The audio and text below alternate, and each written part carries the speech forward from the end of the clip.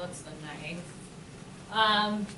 Really, any other sharp item is all exactly the same. They're all that pencil style. So like a sen or a 4-prong rake, even the hypo is all handed exactly the same so that the sharp is down underneath the palm.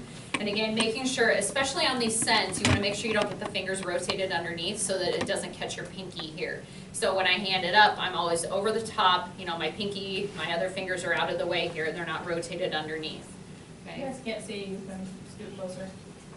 Or like this 4-prong rake here. These are the things that we see people get poked with all the time. They'll put their hand underneath like this, and then as they take it, it goes right into my finger. So make sure you keep the hand on top of the item, away from the rake or the sharp portion, and making sure that that sharp portion is down.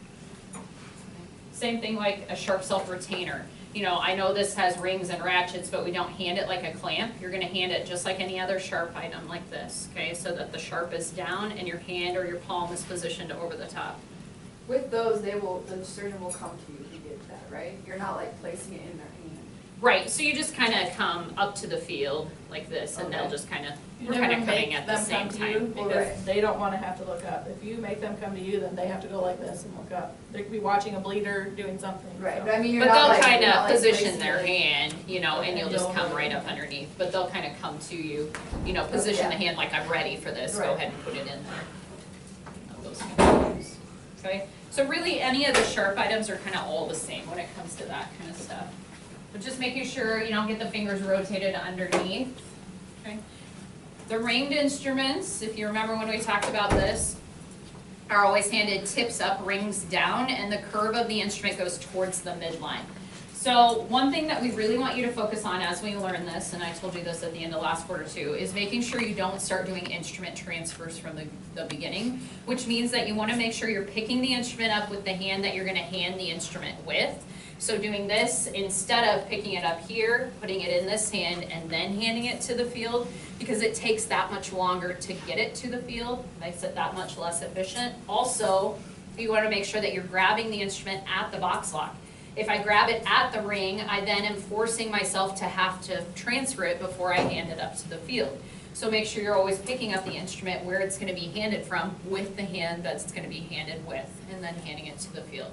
Okay, so to Laura's right hand, I pick it up. I want the curve towards the midline, tips up, rings down, snap it into her hand.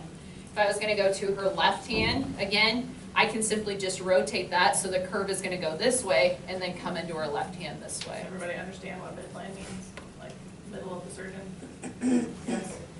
Okay. If she asks for 2 instruments, I'm not going to hand them like this.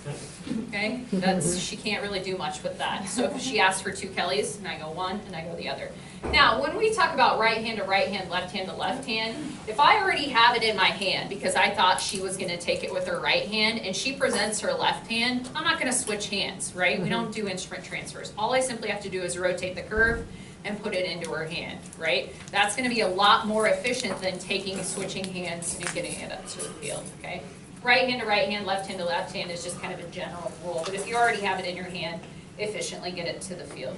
Okay, if Tasha was beside me, and I'm going to hand those to her, you know, to her right hand this way, to her left hand, if I already have it in my hand, I'm just going to put it in her hand. But you see the curves are coming like this, so that they come towards the midline here.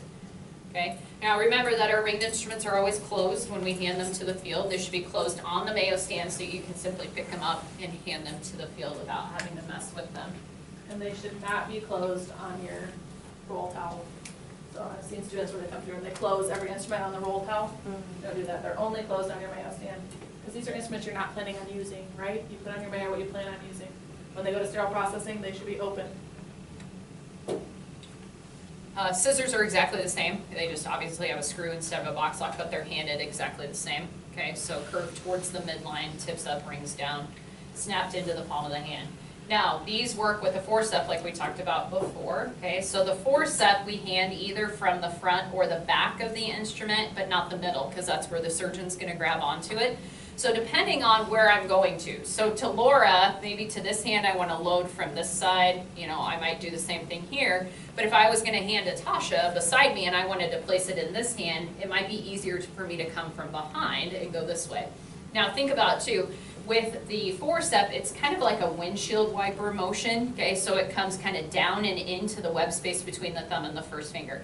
Because I'm not doing this, right? Because I want it to lay on top of her hand up here. She doesn't use it like this, okay? She uses it with the instrument up here on the web space, okay? So if I'm gonna hand to her, if she asks for two, you know, I might come this way.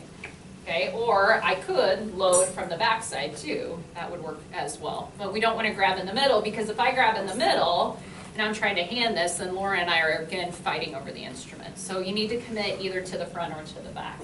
I always say if you end up touching the surgeon's fingers, you're handing the instrument wrong. You should not be touching their hand as you hand the instrument.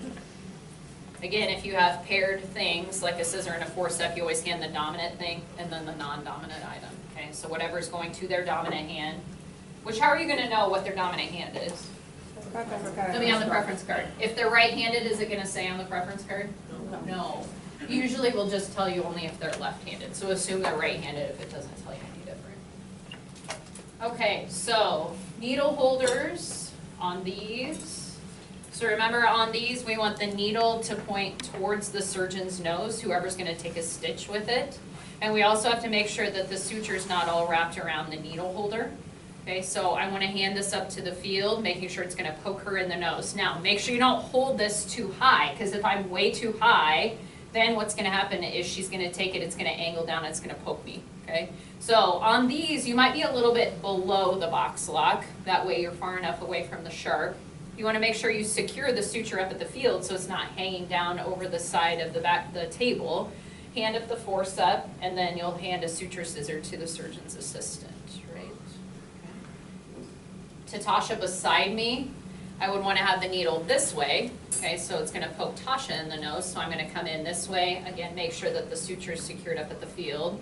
Hand her the forceps. So generally, they will come either behind the needle, because I don't want to reach across, right? She's got a needle here, I don't want to poke her. So they either will kind of come underneath with their hand or kind of come behind to make sure that we watch out for the needle.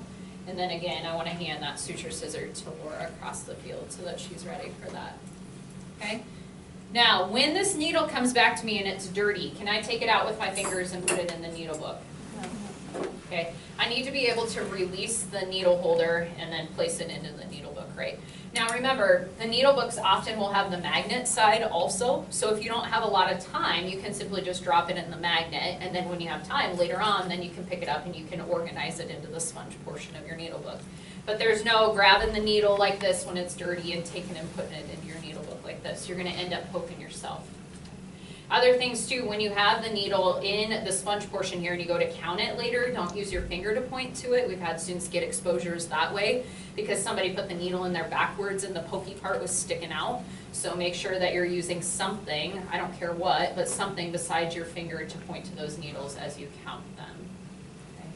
For the left-handed surgeon, of course, we would have this loaded differently, but again, we want to make sure that it's going to poke them in the nose as we hand it up to the field, secure the suture, hand up the forceps, and then hand the suture scissor to the assistant across the field. Okay. Handing suture is probably one of the hardest things that we do.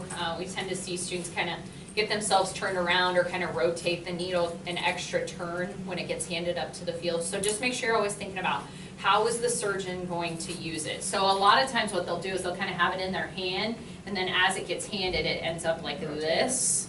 They rotate it in their hand, like they have it ready to go, and then as it comes up, they rotate it. So make sure you're kind of watching that. Look what it does to my arm when I try to take a bite. So the surgeon will have to spin it around. So if you're watching your surgeon and you see him have to spin the needle, you probably handed it wrong. So make sure next time that you watch the tip of that and make sure that you get it to them so that the tip is going to poke them in the nose so they can simply take it and take a bite into the tissue with it right away.